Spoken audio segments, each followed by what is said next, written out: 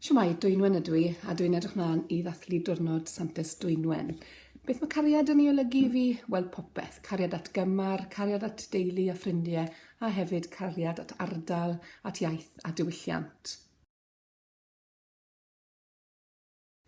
Mi fyddwn ni'n dathlu diwrnod Santes Dwynwen, dyn ni ddim yn dueddol o ddathlu diwrnod Sant Ffolant, felly edrych mlaen at ddathlu diwrnod Santes Dwynwen gan obeithio gai gardyn, falle anreg bach, a falle os byddai'n lwcus mynd allan i swper.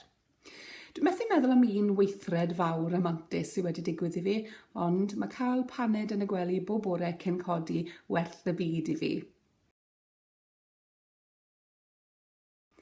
Dwi'n falch o'r enw Dwynwen, mae'n debyg i fy rhieni fod yn dewis a dethol am sbel cyn setlo ar yr enw Dwynwen, felly dwi'n falch iawn o hynny, ond mae'n enw sy'n perian awsterau i rai bobl. Dwi wedi cael yng ngalw yn di, yn Dwynwen, yn dynwen, yn dynynwen, a hyd yn oed ding dong. Diwrnod Santes Dwynwen hapus i chi gyd.